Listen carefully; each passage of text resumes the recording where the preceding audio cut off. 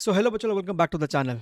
बच्चा आज हम लोग यहाँ पे सॉल्व करने वाले हैं ईएमआई एंड एसी के सारे सवाल, यानी कि टोटल आपसे 20 सवाल यहाँ पे पूछे गए थे जेई मेन 2024 अप्रैल अटेम्प्ट में।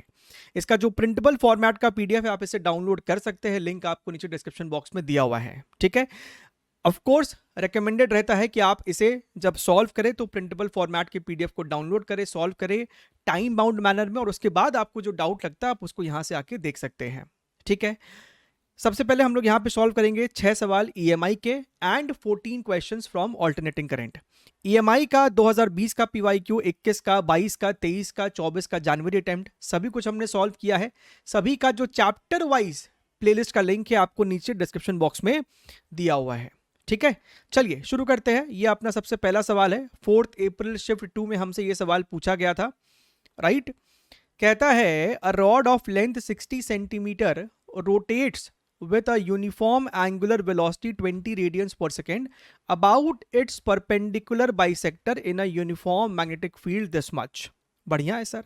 तो जनाब हमसे सवाल में कहता है कि आपके पास इस प्रकार से एक रॉड है और ये rod, let us take this as the axis, है ना, इनटू द प्लेन। इस एक्सिस के अबाउट मान लीजिए कि आपका रॉड ऐसे ओमेगा से घूम रहा है। परपेंडिकुलर बाइसेक्टर है, कहने का मतलब है कि अगर ये वाली लेंथ हमको स्मॉल एल है तो ये वाली लेंथ भी हमको सर स्मॉल एल ही होगा। एंड हमको कहता है कि magnetic field is parallel to the axis of rotation, axis is into the plane. तो भैया तुम्हारा जो मैग्नेटिक फील्ड है वो भी let us take into the plane only. अच्छा तो सर हमसे यहां पे पूछ रहा है कि रॉड का जो दोनों टर्मिनल है ना, ए और बी, इस दोनों टर्मिनल के क्रॉस पोटेंशियल डिफरेंस कितना है। ये जो आपका रॉड का सेंटर है इसे हम यहाँ पे सी बोल देते हैं। तो भाई साहब आपको इतना पता होना चाहिए कि आपने ये वाली चीज जरूर से पढ़ी होगी कि आपके पास ऐसा कोई रॉड हो जो कि अपने एंड के अबाउट अगर रोटेट कर रहा होता है, इसका लेंथ अगर आप एल पकड़ लो, मैग्नेटिक फील्ड आपने यहाँ पे इनटू द प्लेन ले लिया, ये ओमेगा ले लिया है, तो इस रॉड में आपको एक ईएमएफ इंड्यूस होता है, राइट। ईएमएफ का पोलैरिटी कैसे होगा, आप V क्रॉस B से जज कर सकते हैं। रॉड के किसी भी पॉइंट की वेलोसिटी सर हमें इस मोमेंट पे ऊपर की तरफ है, तो भैया तुम यहाँ पे V क्रॉस B करो। थंब जो तुम्हारा थंब है वो लेफ्ट साइड आ रहा होगा, इसका मतलब है कि आपका हाई पोलैरिटी ऐसे होगा और आपका लो पोलैरिटी ऐसे होगा। ठीक है, हाई एंड लो, बढ़िया है सर। E होगा इसका ईएमएफ।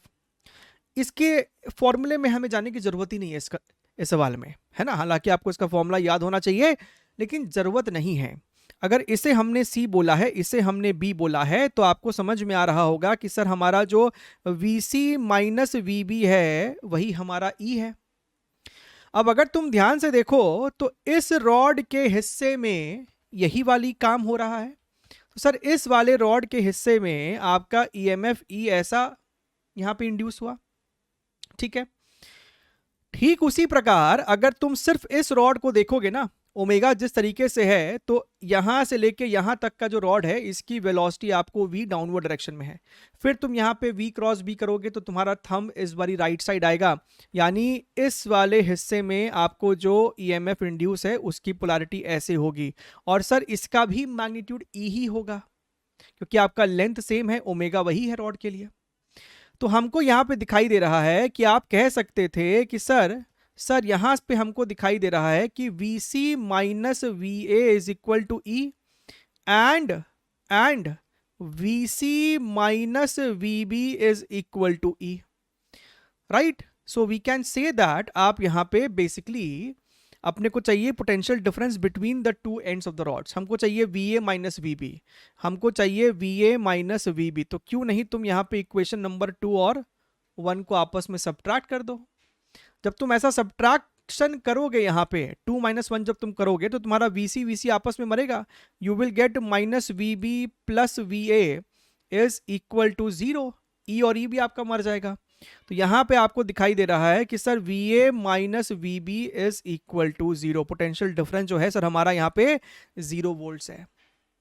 ठीक है, क्लियर है एकदम, बढ़िया। चलिए आगे बढ़ते हैं, अगला सवाल देखते हैं। Very very typical question, previous year questions में ये वैरायटी आपको हूबहू कई बार आ चुकी है।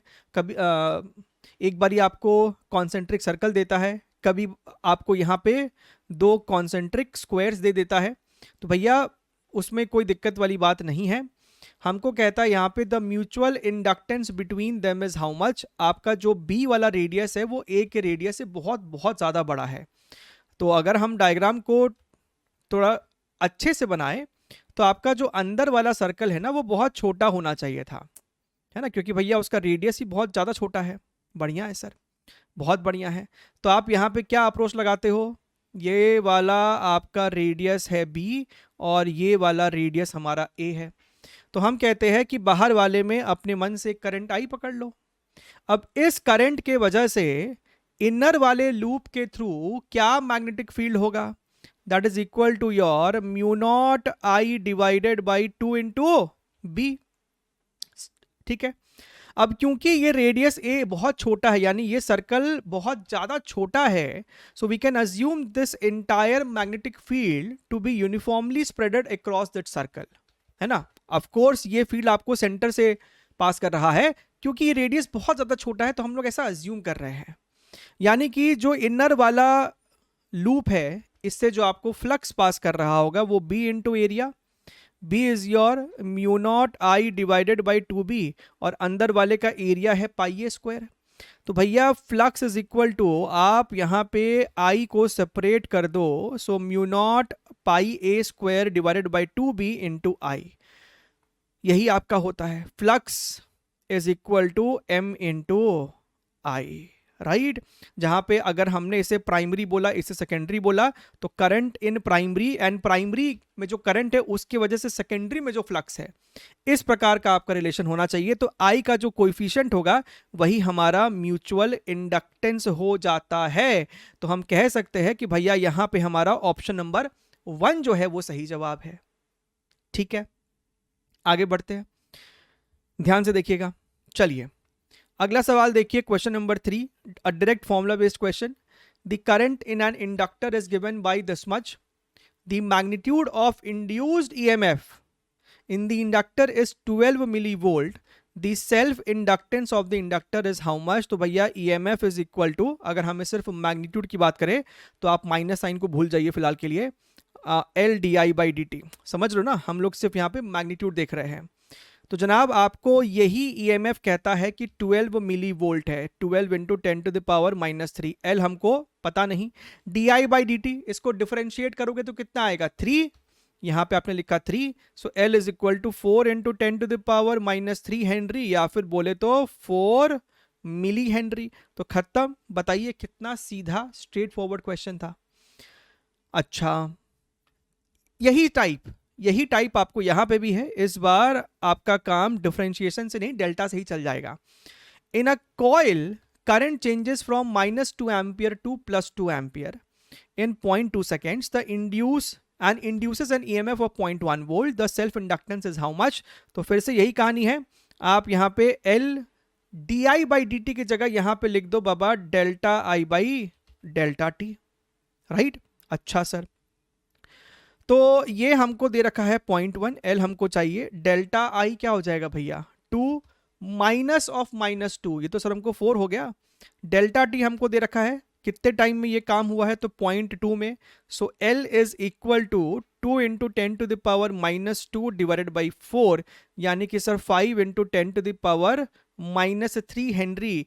बोले तो sir option number 1 5 milli henry, 5 milli Henry.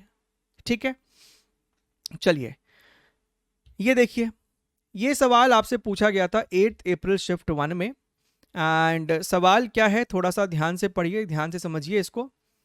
आपके पास यहाँ पे एक स्क्वायर लूप है एंड इसमें 10 टर्न है, मतलब कि एक स्क्वायर, इसी में एक और स्क्वायर, इसी में एक और स्क्वायर, है ना, लाइक दैट। तो 10 टर्न है यहाँ पे, number of turns is 10। Area जो है, इस लूप का जो एरिया है ना वो हमको दे रखा है। लूप का जो एरिया है, यानी कि अगर इसका साइड हमने स्मॉल l पकड़ा तो आपको एरिया हो जाएगा L स्क्वायर, और ये हमें दे रखा है सवाल में 3.6 10 टू द पावर -3 मीटर का स्क्वायर। रेजिस्टेंस, टोटल रेजिस्टेंस, ये जो 10 लूप आपने मारा है, टोटल रेजिस्टेंस हमको कहता है 100 ओम है। आप इस लूप को धीरे धीरे बट यूनिफॉर्मली एक कांस्टेंट स्पीड से आप इसको बाहर की तरफ निकाल रहे हैं, ठीक है। मैग्नेटिक फील्ड जो है जनाब यहाँ पे 0.5 टेस्ला है। Work done in pulling the loop, भैया कोई एक्सटर्नल एजेंट है जो कि इसको पकड़ के खींच रहा है बाहर के तरफ, बाहर के तरफ। तो इस एक्सटर्नल एजेंट ने कितना काम किया है, और हमको ये भी बताता है कि आप इस लूप को, अभी लूप कंप्लीटली अंदर था, आप इसे कंप्लीटली बाहर ले आते हैं 1 सेकेंड के अंदर अंदर। तो भैया कांस्टेंट स्पीड से भी आप ट्रैवल करा रहे हो, 1 सेकेंड में आप बाहर निकाल देते हो, है ना। एंड कंप्लीट बाहर निकालने का क्या मतलब है? कंप्लीट बाहर निकालने का मतलब है कि अभी फोटो ऐसी थी और बाद में फोटो आपको ऐसी हो जाएगी, लूप की बाद में फोटो ऐसी हो जाएगी। तो भैया इसका मतलब ये आर है, ये एस है, बाद में ये वाला आर हो जाएगा, ये वाला एस हो जाएगा। तो हमको साफ साफ दिख रहा है कि यहां पे तुम कोई भी एक पॉइंट को पकड़ोगे तो वो पॉइंट आपको एल लेंथ के बराबर ट्रैवल किया। सो बेसिकली जब ये लूप आपको बाहर निकला है तो उसने एल लेंथ ट्रैवल किया है। तो कहीं ना कहीं है ना, तुम ये स्पीड वी भी पता कर सकते थे, that is your L upon time taken. 1 second में तुम बाहर निकाल रहे हो तो आप चुपचाप यहां पे 1 लिख सकते थे। तो तुमको इतना अंदाजा हो गया कि सर V और L आपस में मैग्नीट्यूड में बराबर है। अच्छा, अब हो क्या रहा है, कोई इंटरमीडिएट सिचुएशन पकड़ो, कोई इंटरमीडिएट सिचुएशन को पकड़ो। हम क्या कह रहे हैं कि भैया आप जब आपने थोड़ा सा भी जब इसको एकदम राइट नैनोमीटर भी आपने इसको थोड़ा सा जैसे बाहर निकाल दिया होगा, तो हो क्या रहा है कि आपके इस लूप में ना ईएमएफ पैदा हो रहा है। समझिएगा, हम आपको इसको एकदम अंदर की बारीकी यहां पे आपको समझाने का प्रयास कर रहे हैं। जैसे ही थोड़ा सा ये बाहर निकला है तो इस लूप में ना ईएमएफ पैदा हुआ। अब ये जो इसका सेक्शन है, लेट मी एक काम करते हैं, थोड़ा सा यहां से है ना ये वाला जो काला काला है इसको हटाइए यहाँ पे, है ना, इसको भी यहां से छुपाइए। ध्यान से देखिएगा चीजों को, खट खट खट खट खट खट खट खट खट। ठीक बात है सर। तो हमने बोला कि ये एक इंटरमीडिएट सिचुएशन हमने लिया हुआ है इस प्रकार से, ठीक बात है। शायद PQRS ऐसे था, खैर जैसे भी हो उससे फर्क नहीं पड़ता है। तो भैया आपका PS में तो कोई EMF इंड्यूस नहीं होगा, मोशनल EMF BVL, क्योंकि भैया यहां पे तो कोई फील्ड ही नहीं है। आपका लूप इस डायरेक्शन में जा रहा है, यानी ये जो PQ लेंथ है रॉड की, आप इसे वायर समझो, रॉड समझो, इसका वेलोसिटी इधर है। तो वेलोसिटी और लेंथ पैरेलल है, तो सर PQ में कोई भी मोशनल EMF नहीं है, SR में भी नहीं है। जो भी मोशनल EMF है सर QR में होगा। अच्छा, वेलोसिटी जो है वो इस डायरेक्शन में है, फील्ड हमारा इनटू द प्लेन है। तो आप यहां पे करो V क्रॉस B, थंब नीचे की तरफ आया, यानी कि सर इसमें जो EMF इंड्यूस हो रहा होगा उसका पोलैरिटी कुछ इस प्रकार से होगा। सही बात है सर।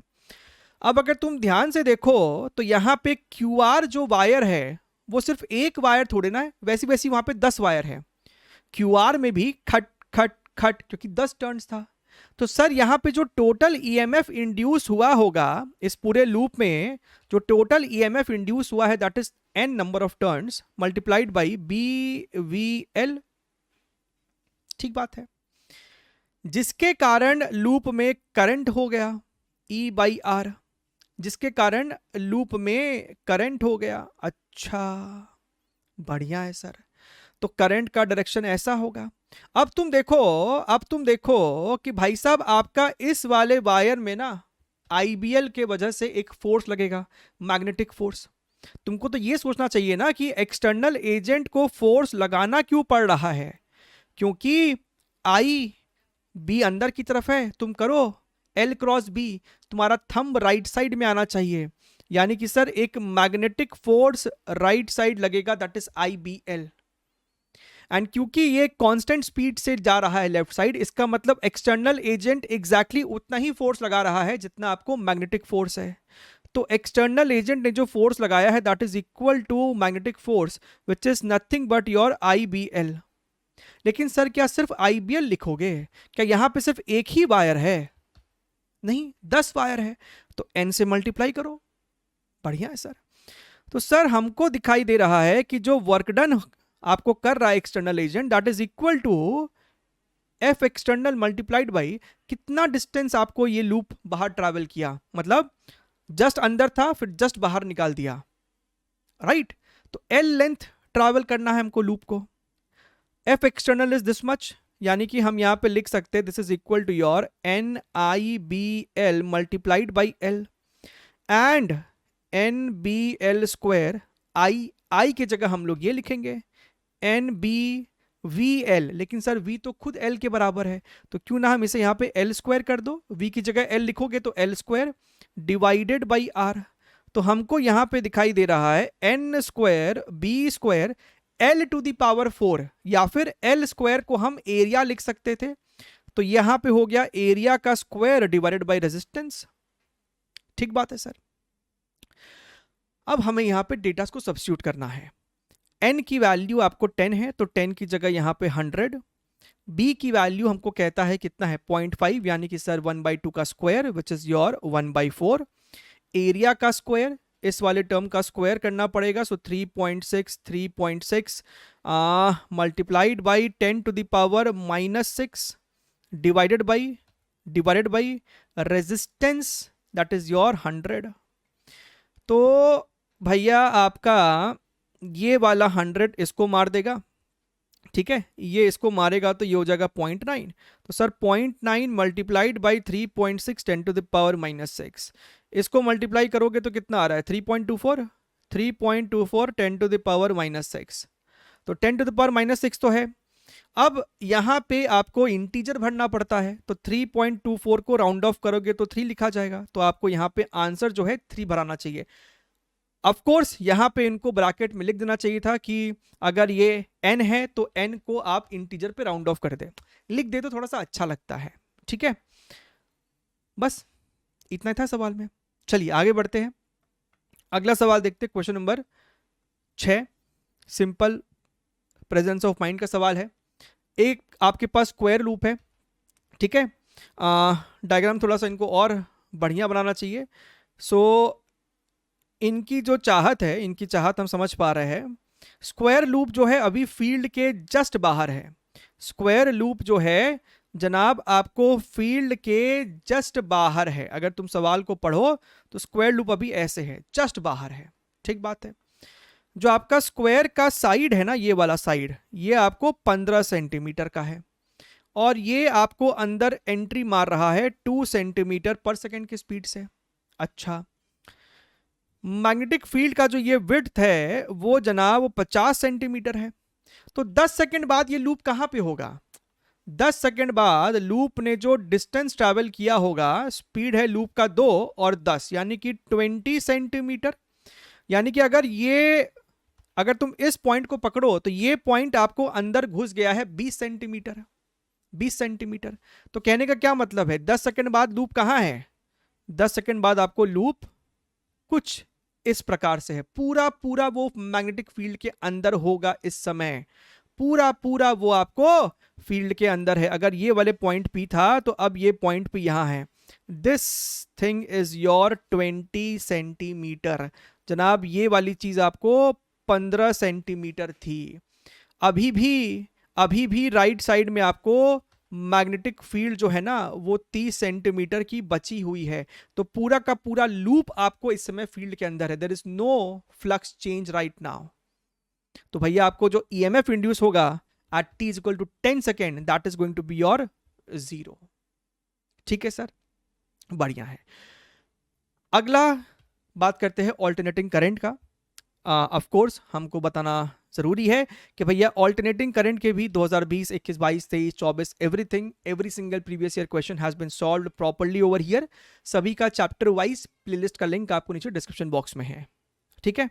चलिए बात करते हैं सबसे पहले क्वेश्चन की। एंड अच्छा खासा सवाल आपसे यहाँ पे पूछा गया। एसी में से 14 सवाल पूछे गए, ठीक है, तो अच्छा वेटेज रहा। इन एन एसी सर्किट, ध्यान से देखिएगा, in an AC circuit the instantaneous current is 0 when the instantaneous voltage is maximum। अच्छा, तो क्या तो पॉसिबिलिटी ऐसे हो, है ना, यहां से साफ साफ दिख रहा है इस सेंटेंस से कि आपका फेज डिफरेंस उनके बीच में 90 डिग्रीज का है, एक जीरो है तो एक आपको मैक्सिमा है ना। तो क्या तो आपका सिचुएशन कुछ इस प्रकार का हो सकता है, या फिर आपका सिचुएशन कुछ इस प्रकार का हो सकता है ना, राइट। इस प्रकार से ये वाला सिचुएशन कहां पाया जाता है, अगर आपके पास प्योरली इंडक्टर लगा हो सर्किट में, ये अगर प्योरली कैपेसिटर लगा हो सर्किट में, राइट, या फिर अगर combination of inductor and capacitor हो, तब भी आपको फेज डिफरेंस 90 डिग्री का हो जाएगा, राइट। तो क्या तो प्योरली इंडक्टर, प्योरली कैपेसिटर, भैया रेजिस्टर में तो फेज डिफरेंस 0 डिग्री हो जाएगा। Combination of inductor and capacitor, तो भैया ए बी एंड डी यानी option number 4 is the correct one, ठीक है। अच्छा यहां देखिए, अच्छा सवाल में हमसे कह रहा है the alternating current at any instant is given by 6 plus root 56 sine 100 pi T plus pi by 3 ampere, the RMS value of current is how much. देखिए एक तो क्या है कि हम आपको यहां पे डायरेक्टली लिख दे कि भैया इसका एक फॉर्मूला होता है देख लो, लेकिन बहुतों को शायद लगेगा कि सर ये फॉर्मूला तो कोई रटने वाली चीज नहीं है, एंड ऑफ कोर्स कोई रटने वाली चीज नहीं है, तो अपने को है ना अपना फंडामेंटल सही होना चाहिए। फंडामेंटल सही होने से क्या है कि भैया अगर एग्जाम में ये सवाल आता है एंड अभी तो इंटीजर में है तो तुम्हारे पास चांस था वहां पे सवाल को स्किप करने का, लेकिन अगर सिंगल करेक्ट में आ जाए तो आपको इसको अटेम्प्ट करना पड़ सकता है +4 के लिए, रैंक डिसाइडिंग ये सब आपको मामला हो जाता है। तो हम क्या कह रहे हैं कि भैया आप एक जनरल फंक्शन लो, i is equal to i1 plus i2 sine omega T plus five, ठीक है। ये हमने एकदम यही चीज लिया लेकिन एकदम जनरलाइज कर दिया है, तो i1 i2 के टर्म्स में हमारा कोई ना कोई यहाँ पे फॉर्मूला निकल के आएगा, बिल्कुल आएगा सर।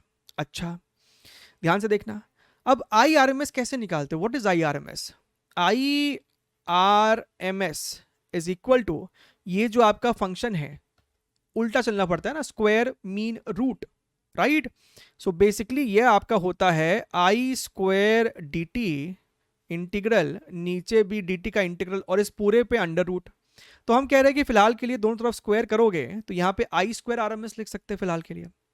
अच्छा लिमिट हमारा सर यहाँ पे 0 टू टी जाता है, 0 टू टी जाता है फॉर वन कंप्लीट साइकिल, तो भैया dt का integral 0 to T, sir denominator तो कैपिटल टी ही हो जाएगा, डिनोमिनेटर तो सर कैपिटल टी हो जाएगा, तो क्यों नहीं कैपिटल टी को हम फिलहाल के लिए लेफ्ट साइड में मल्टीप्लाई कर देते हैं, समझ रहे हो। तो सर हमने फिलहाल के लिए इसको इतना लिख दिया, हमने फिलहाल के लिए चीज़ों को लिखा ऐसा, multiplied by T is equal to this much.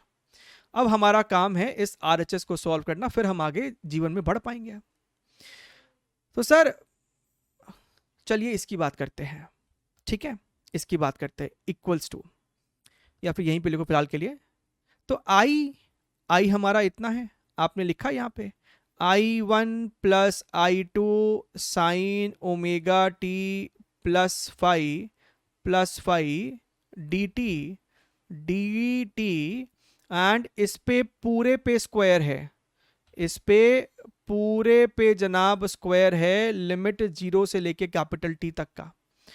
तो भैया यहाँ पे तुम सबसे पहले तो स्क्वायर को खोलो, है ना, स्क्वायर को खोलो, ये आपको हो जाएगा i1 square plus your i2 square sine square omega T plus five plus 2i1 i2 sine of omega T plus five, and पूरे के साथ आपको dt जो है वो मल्टीप्लाइड है, पूरे के साथ आपको सर dt मल्टीप्लाइड है।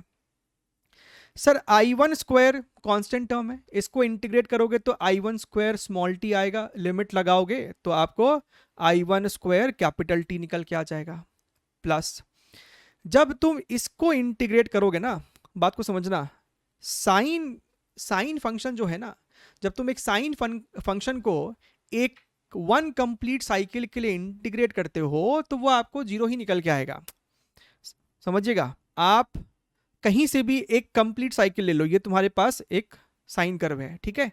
तो भैया एक कंप्लीट साइकिल के लिए जब तुम इसको इंटीग्रेट करते हो तो जितना एरिया ऊपर उतना ही एरिया नीचे, ये आपको है ना 0 निकल के आएगा। नहीं अगर ट्रस्ट हो रहा है तो आप इसको इंटीग्रेट करके देख लेना। यहाँ पे आपको minus cos omega T plus five upon omega आता, आप 0 से t यहाँ पे लगाते हैं इंटरवल। सर इसका तो आपको टर्म 0 ही निकल के आएगा। अंत में आपके पास बच रहा है 0 टू t ये वाला चीज, दैट इज योर I2 का स्क्वायर साइन। अच्छा साइन स्क्वायर है तो हम क्या बोल रहे हैं कि भैया साइन स्क्वायर थीटा को तुम लिख सकते हो 1 minus cos 2 theta divided by 2, right. अच्छा so what I am saying, इस चीज को यहां पे रिप्लेस करो। आप इसकी जगह लिख सकते थे 1 माइनस कॉस, समझिएगा आप यहां पे लिख सकते थे 1 minus cos twice of this thing, twice of omega T plus 2 phi divided by 2, है ना, और यहां पे आपका डी टी होता। ये वाला हमने आपको पहले बोला 0 आ जाएगा ये। अच्छा very good. So this is your I1 square T plus your I2 का स्क्वायर बाई 2। 1 का इंटीग्रेशन जब तुम करोगे तो ये आपको स्मॉल टी माइनस, ये आपको ऐसा ब्रैकेट में डाल दो। कॉस का इंटीग्रेशन इज प्योरली साइन, तो sine 2 omega T plus 2 phi, right. Sine तो हुआ लेकिन टाइम के साथ कोएफिशिएंट मल्टीप्लाइड है 2 ओमेगा, तो डिनोमिनेटर में एक 2 ओमेगा भी निकल के आएगा। 0 टू टी का मतलब क्या होता है यहाँ पे 2 पाई बाई ओमेगा, ठीक बात है sir. I1 square T plus I2 square this much, आप 2 पाई बाई ओमेगा है which is equal to capital T, तो पहले स्मॉल टी की जगह कैपिटल टी लिखा, माइनस ये आपको हो जाएगा साइन 2 ओमेगा, टाइम की जगह कैपिटल टी, लेकिन इस बार कैपिटल टी की जगह 2 पाई बाई ओमेगा लिख दो, plus 2 phi whole divided by 2 omega minus 0, है ना, फिर माइनस माइनस प्लस हो जाता। यहाँ पे आप टाइम की जगह क्या पुट करोगे 0, तो ये आपको बचेगा ultimately sine 2 phi divided by 2 omega. अगर तुम ध्यान से देखो तो भैया आपका ओमेगा ओमेगा यहाँ पे मरेगा, sine 4 pi plus 2 phi is nothing but sine 2 phi only. Sir ये पूरा टर्म साइन 2 फाई है विद अ नेगेटिव साइन, ये साइन 2 फाई है विद अ पॉजिटिव साइन, मतलब सर ये दोनों आपस में मरेगा। आपके पास सिर्फ कैपिटल टी बच रहा है यहाँ पे, एंड LHS में आपके पास ये चीज थी, तो हम यहाँ पे लिख सकते हैं I square RMS multiplied by T is equal to I1 square T plus your I2 square by 2 into T. तो देखो अगर ध्यान से तो टी से टी मरेगा, तो यही है जो फॉर्मूले के रूप में आपको देखने के लिए मिल सकता है इधर उधर, that is IRMS is equal to your I1 का स्क्वायर प्लस योर I2 का स्क्वायर बाई 2। इसको यहां पे लगाइए तो यहां से हमको दिख रहा है IRMS is equal to under root of I1 square यानी 6 का स्क्वायर कितना हो जाएगा 36, एंड I2 का स्क्वायर यही I2 है, इसका स्क्वायर क्या 56 डिवाइडेड बाई 2 किया तो 28, सर अंदर में आ रहा है 64, तो अंडर रूट किया तो 8, तो इस सवाल का सही जवाब अपने को 8 है। ठीक है सर, बढ़िया है, आगे बढ़ते हैं। चलिए अगले सवाल की ओर बढ़ते हैं, क्वेश्चन नंबर 3, ध्यान से देखिएगा। Purely capacitive circuit, purely inductive circuit, भैया इंडक्टिव सर्किट में आपको करंट से आगे रहता है वोल्टेज, तो ये वाला फोटो किस में दिख रहा है इसमें, यानी कि सर इसका मैचिंग हमको 4th के साथ होगा। अगर ये चीज ध्यान में है तो कैपेसिटिव में इसका उल्टा होता है, कैपेसिटिव में हमको भैया करंट आगे होता है वोल्टेज से 90 डिग्रीज, तो भैया ए की मैचिंग 1 के साथ ही हो रही है।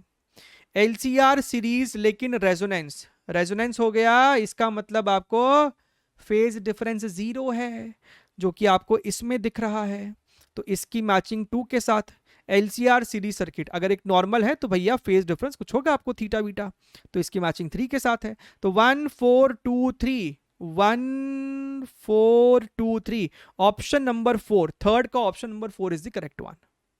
ठीक, चलिए नेक्स्ट क्वेश्चन, क्वेश्चन नंबर 4 देखिएगा। An AC source is connected in a given series LCR circuit, AC source है आपके पास, LCR सब कुछ है। The RMS potential difference across the capacitor of 20 microfarad is how much. हमको इसके अक्रॉस का VRMS पूछ रहा है, सिर्फ इसके अक्रॉस का। आपका धर्म बनता है सबसे पहले पता करना कि व्हाट इज IRMS। सर्किट में आपको सीरीज में ना क्या है आपको करंट, और उसके लिए हमें है ना सर इस सवाल में XL भी चाहिए और XC भी चाहिए। ओमेगा L, ओमेगा कितना है 100, so 100 multiplied by and L is equal to 1, so this is nothing but your 100 ohms।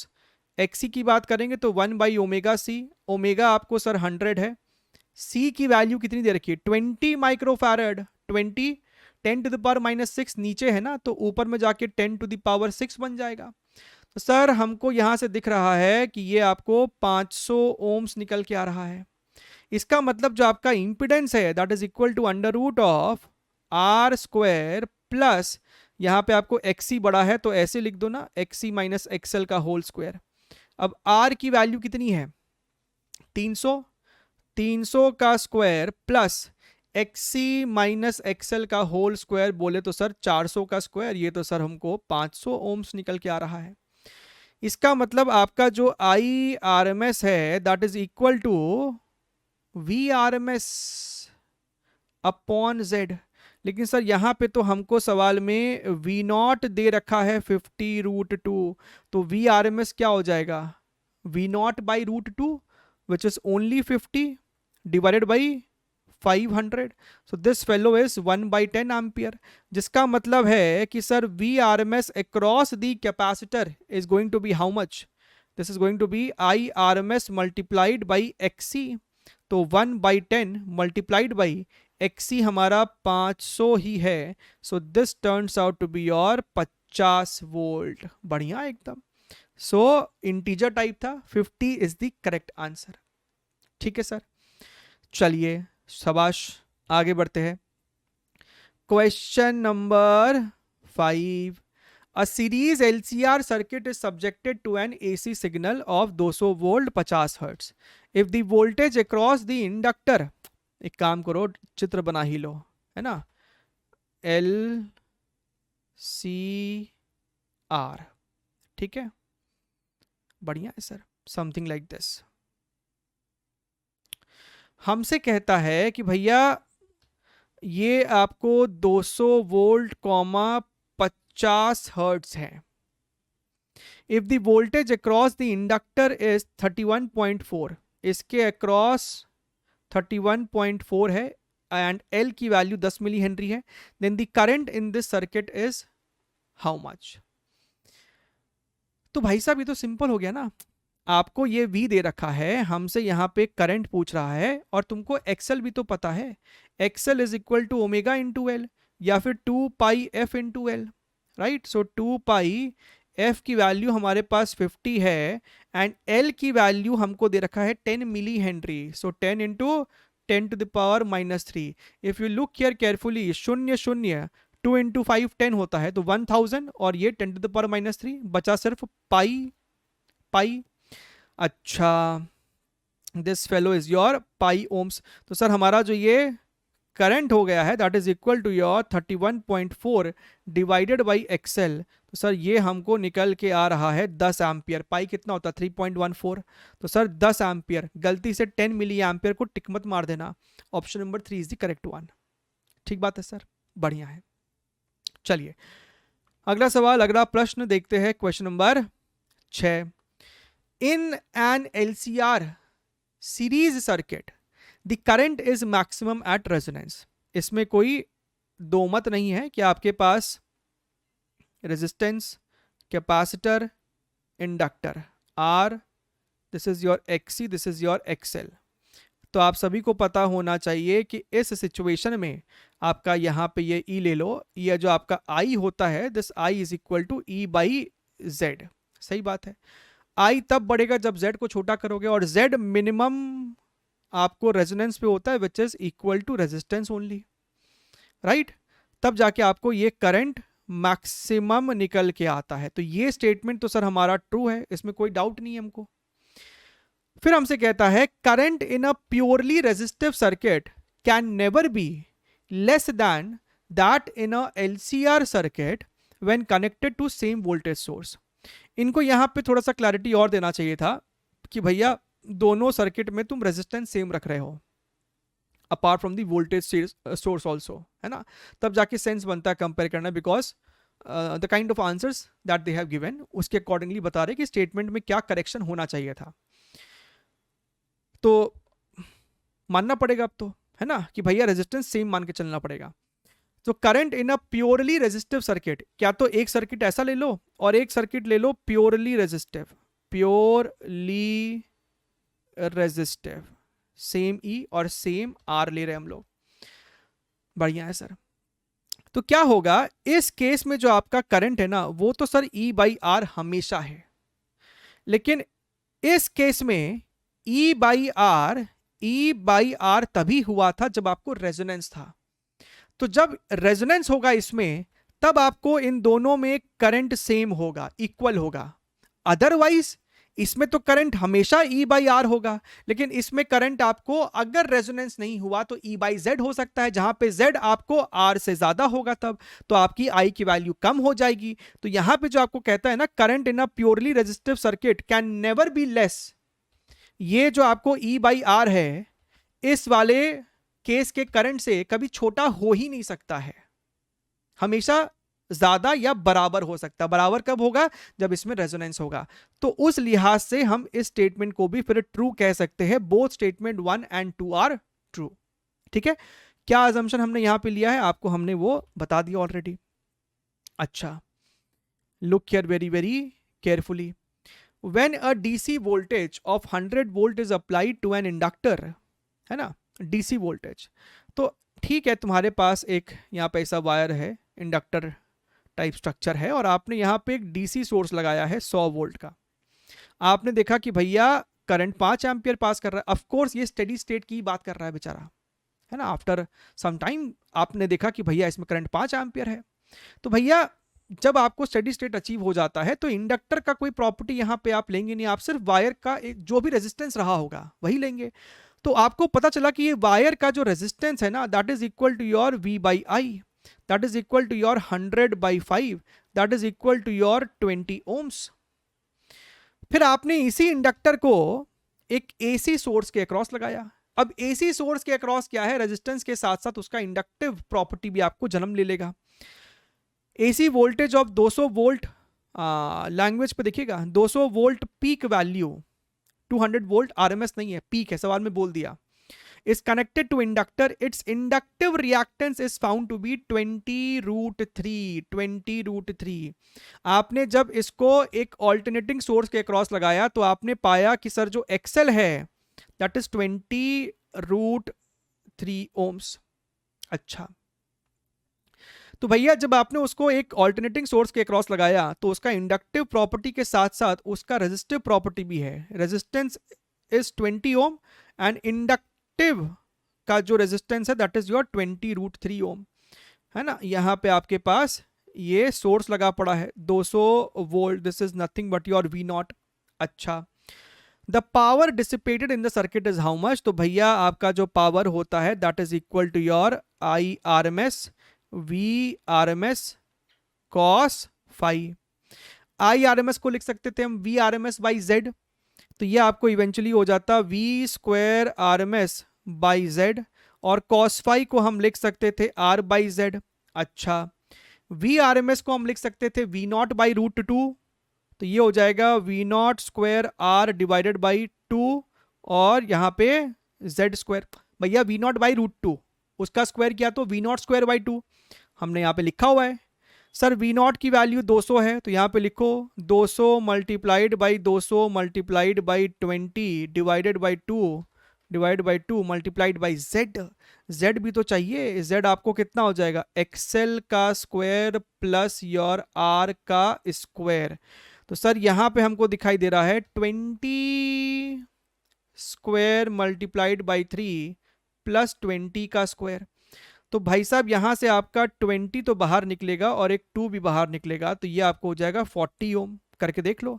तो सर 40 टाइम्स 40, तो यहां से हम देख रहे हैं ये कट के 10 हो जाएगा, खट खट खट खट, ये आपको हो जाएगा 5 और 5, तो 25 और 10 250। तो सर ये हमको निकल के आ रहा है आपको 250 वॉट। ठीक, चलिए बात करते हैं हम लोग यहां पे अगले सवाल, क्वेश्चन नंबर 8, है ना। क्या कह रहा है, for a given series LCR circuit it is found that maximum current is drawn when value of variable capacitance is 2.5 nanofarad। तो भैया हमको मैक्सिमम करंट ड्रॉन बोल दिया, यानी सर्किट आपका है रेजोनेंस में। रेजोनेंस में यानी कि रेजोनेंस का मतलब आपको होता है कि सर हमारा जो एक्सएल है वो एक्सी के बराबर है। एक्सएल का मतलब ओमेगा एल और इसका मतलब इतना, यानी कि सर ओमेगा जो है वो 1/√LC के बराबर है।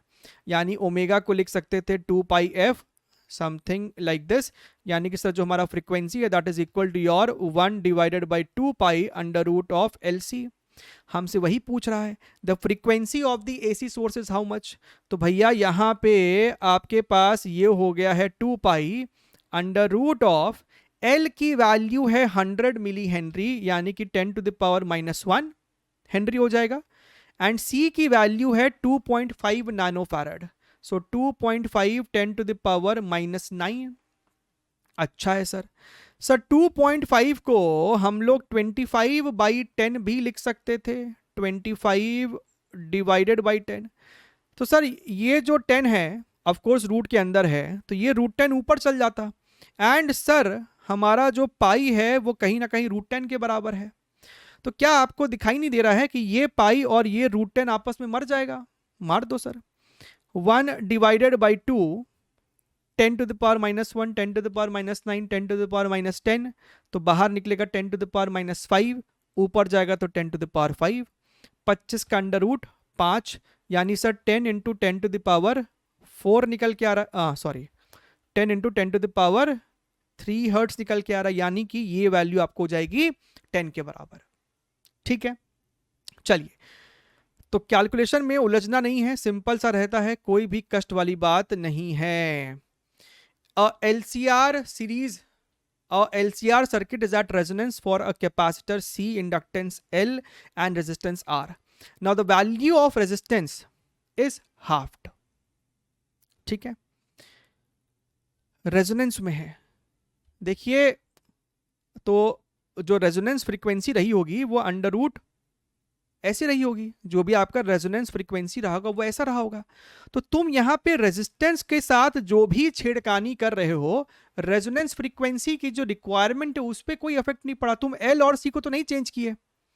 तो अगर पहले सर्किट रेजोनेंस में था, now the value of resistance is halved, keeping all other parameters same.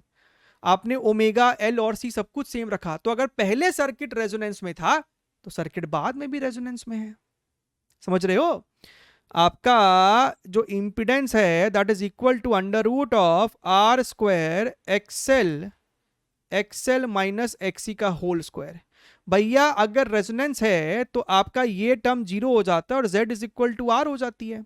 तो हमारा जो करंट एम्पलीट्यूड होगा that is equal to V0/Z, और Z की जगह तुम R लिखते हो। तो भैया आपका V0 सेम है, तुमने सिर्फ रेजिस्टेंस के साथ खेला। रेजिस्टेंस को अगर तुमने हाफ कर दिया R/2, 2 ऊपर जाएगा, यानी कि सर आपका करंट क्या हो जाएगा? डबल हो जाएगा।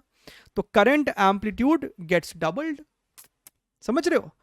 तो आपके Z पे मतलब आपका जो XL माइनस XC है उस पर कोई भी इंपैक्ट नहीं, आपका Z डायरेक्टली R के प्रोपोर्शनल है यहां पे।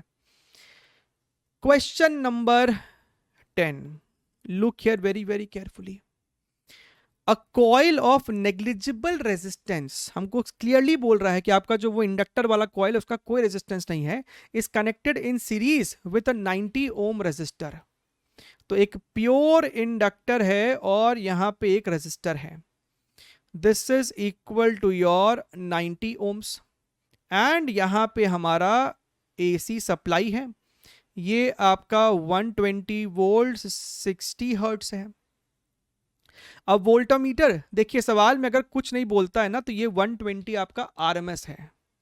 अ voltmeter reads 36 volt across resistance. Voltmeter जो लगाते हो एसी सर्किट में, वो वोल्टमीटर आपको आरएमएस वैल्यू रीड करता है, ध्यान रखिएगा।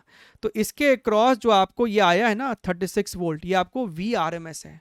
अब ये मत करने बैठ जाना कि सर अगर इसके अक्रॉस 36 है तो 120 में से 36 गया तो बाकी इसके अक्रॉस है। यहाँ पे लीनियर खेल नहीं चलता है ना, फेजर में है सब कुछ। तो इस प्रकार के गलतियां ना करें। Inductance of the coil is how much, ठीक है, अ कॉइल ऑफ नेग्लिजिबल, हमसे यहाँ पे ये एक्सेल, ठीक बात है सर। तो जनाब हमको इतना समझ में आ रहा है कि आपका यहाँ पे जो आई आर एम एस है ना, वो हमको पता है। I R M S is equal to 36 divided by your 90। अगर हम ध्यान से देखें तो ये आपको हो जाएगा कितना, 9 4 एंड दिस मच, ठीक है, sorry 10। So this becomes your 2/5 ampere. तो हमको सर्किट का ना करंट पता चल गया। पूरे सर्किट का एक इंपिडेंस होगा Z। तो हम कह सकते हैं कि आपका जो ओवरऑल ये वी आर एम एस है that is equal to your I R M S multiplied by Z। तो sir V R M S कितना है 120, आई आर एम एस कितना है 2/5 इंटू Z। तो सर ये वाला इसको काटेगा तो ये हो जाएगा 60, यानी कि सर हमारा जो इंपिडेंस है that is going to be your 300 ohm. अच्छा सर अगर इंपिडेंस इतना है, impedance is nothing but your under root of XL का स्क्वायर प्लस आर का square, where R is how much 90। तो सर ये हो जाएगा आपको 90 का स्क्वायर इज इक्वल टू 300। तो यहां से हमको एक्सएल समझ में आता है कि सर ये तो 300 का स्क्वायर माइनस 90 का स्क्वायर है। अच्छा यहां पे आने के बाद बच्चा थोड़ा बहुत कैलकुलेशन से घबराना शुरू कर देता है। अभी तक तो हमें भी नहीं पता कैसे करेंगे, लेकिन हमको इतना समझ में आ रहा है कि सर यहाँ पे ना 30 स्क्वायर हम कॉमन निकाल सकते हैं। हम अगर 30 स्क्वायर कॉमन निकाले तो यहाँ पे बचेगा 100 एंड यहाँ पे बचेगा 3 का स्क्वायर, बोले तो सर 9, यानी कि इसको हम लिख सकते थे 30 अंडर रूट ऑफ 91। अच्छा अब एक्सएल को हम लिख सकते थे omega into L and omega is 2πf। So 2π frequency is this much, 2πf हो गया into L is equal to 30 under root of 91। अच्छा ये इसको मारेगा तो सर ये हमको 2 हो जाएगा। सो एल की वैल्यू हो रही है 1/4π, समझिएगा 1/4π अंडर रूट ऑफ 91। अब बहुत प्रिसाइज अप्रोक्सीमेशन तो करने का अधिकार है हमें। तो हमको क्या दिखा, हमको यहां पे दिख रहा है रूट ऑफ 9 मल्टीप्लाइड बाई 91 को है ना रफली 90 पकड़ लो, समझो 91 को रफली 90 पकड़ ले अगर, तो root of 9 multiplied by root of 10। And कहीं ना कहीं तुमको ये भी पता है कि रूट 10 और पाई मर जाता है। रूट 10 जो है वो लगभग पाई के बराबर ही होता है और रूट 9 3 के बराबर है। सो 3/5 इज हाउ मच 0.75। तो आपका आंसर 0.75 के बहुत क्लोज होना चाहिए, जो कि आपको ऑप्शन नंबर 1 में दिख रहा है। देखा कितना प्यार से आंसर निकल के आया इसका, ठीक है। चलिए आगे बढ़े, अगला सवाल देखते, question number 11। An alternating EMF this much is applied to a capacitor 2 microfarad. The RMS value of current is going to be how much? सबसे पहले तो XC सॉल्व कर लो, 1/ωc। सो ओमेगा की वैल्यू कितनी है 100। सो 100 multiplied by and this is your C2 10 to the power 6, फिर ऊपर चला जाता हमारा। तो यहां से हमको दिख रहा है this is nothing but your 5000 ohms। बढ़िया है सर। हमको यहाँ पे पूछ रहा है आरएमएस वैल्यू ऑफ करंट, हमको यहाँ पे आई आर एम एस पूछ रहा है। तो यहाँ पे हमको लिखना पड़ेगा V R M S upon XC and V R M S का मतलब है V not by root 2 into XC. V not की वैल्यू है आपको 100 root 2 divided by your root 2 and XC is nothing but your 5000, this is your ampere. बढ़िया है sir. √2 ने √2 को मार दिया, 100 ने 100 को मार दिया। आंसर चाहिए मिली एम्पियर में, तो अपने मन से ऊपर 1000 मल्टीप्लाई कर दो तो आंसर मिली एम्पियर में निकल के आ जाएगा। सो भैया आपको यहाँ 11th में कुछ गड़बड़ किया क्या, 110 था। ओहो हो, लगा कुछ तो कांड हुआ है। ये पूरा हटाओ, माई बैड। ये है कि समय रहते दिख गया। V0 की वैल्यू 110√2 है। तुम लोग ऐसा मिस्टेक मत करके आ जाना एग्जाम में भाई। सो √2 multiplied by XC which is your 5000, और 1000 हम मल्टीप्लाई कर रहे हैं ताकि आंसर मिली एम्पियर में डायरेक्टली लिख सके। तो यहाँ से 1000, यहाँ से 1000 मरा, √2 से आपका यहाँ पे √2 मरा, और ये आपको निकल के आ रहा होगा 22 मिली एम्पियर, 22 मिली एम्पियर, जो कि इसका सही जवाब है। ठीक है सर, चलिए आगे बढ़ते हैं। बात करते हैं क्वेश्चन नंबर 12 की। 12 में हमसे क्या बोल रहा है, a bulb and a capacitor are connected in series across an AC supply. आपके पास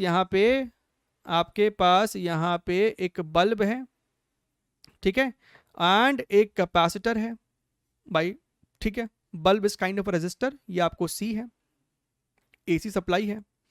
तो भैया यहाँ पे आपको बल्ब एक पर्टिकुलर अमाउंट ऑफ ब्राइटनेस से जल रहा होगा, फिर आपने डाइलेक्ट्रिक मीडियम डाल दिया इसके अंदर, ठीक बात है।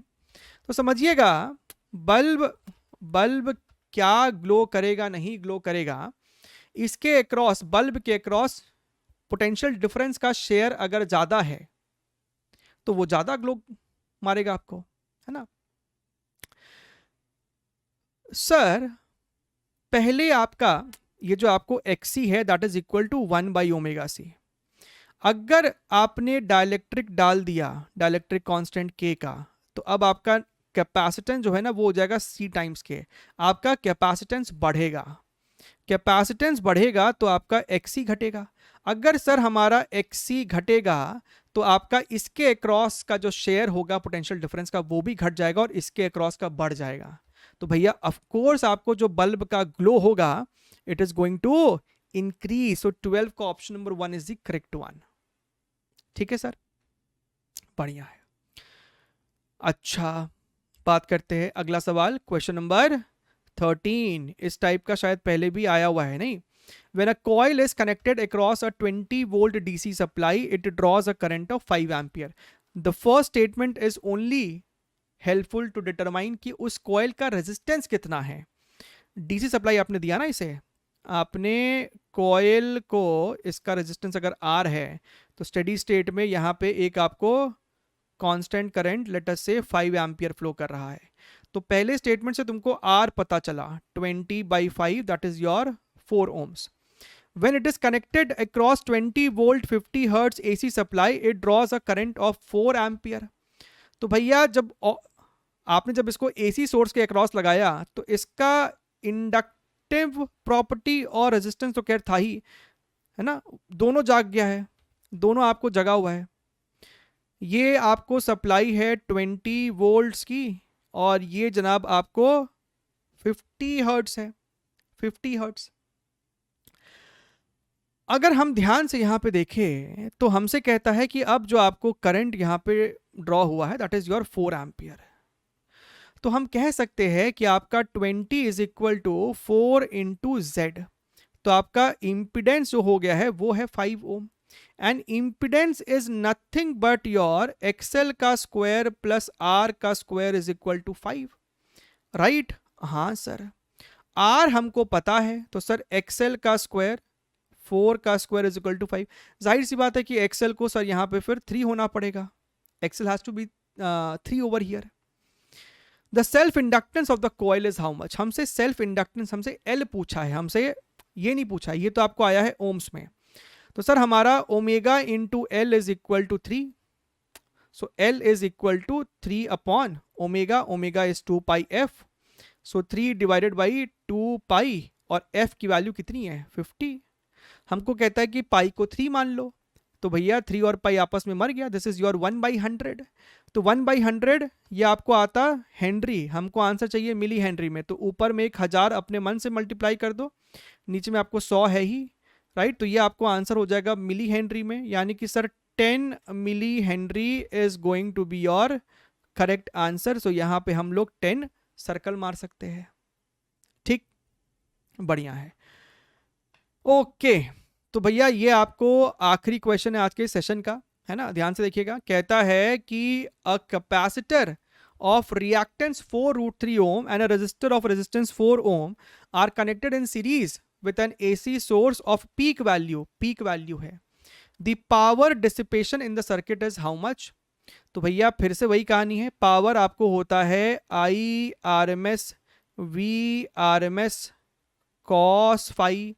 आप आई आर एम एस को लिख सकते हो V R M S by Z, तो ये आपको हो जाता V square R M S by Z multiplied by cos phi होता है R by Z. V R M S होता है V not by root two, तो भैया ये हो जाएगा V not square R divided by 2 into Z का स्क्वायर। अच्छा, क्या हमारे पास z है? बिल्कुल है, बिल्कुल है। एक्सी का स्क्वायर प्लस आर का स्क्वायर, भैया आपको एक्सी इतना है, आर इतना है, तो 4 रूट 3 का स्क्वायर किया तो 4 स्क्वायर इंटू 3 प्लस यहाँ पे आपको हो गया है सर ये हमारा 4 स्क्वायर, तो 64 का रूट कितना हो जाएगा 8 ओम्स, है ना। तो यहाँ पे अगर देखें आपका पीक वोल्टेज ही है 8 रूट 2, तो भैया स्क्वायर मारो 64 इंटू 2 मल्टीप्लाइड बाई आर हमारा कितना है 4, तो 4 लिखा, 2 जेड का स्क्वायर, जेड कितना है 8, तो 64, ये मरा, ये मरा, कितना बच रहा है 4 वॉट, 4 वॉट। तो sir 4 is the correct answer. ठीक है, चलिए, चैनल पे नए होगा तो सब्सक्राइब कर लीजिएगा, हिट दैट लाइक बटन। अपने मिलते रहेंगे, तब तक के लिए take care, wish you all the very best and bye bye.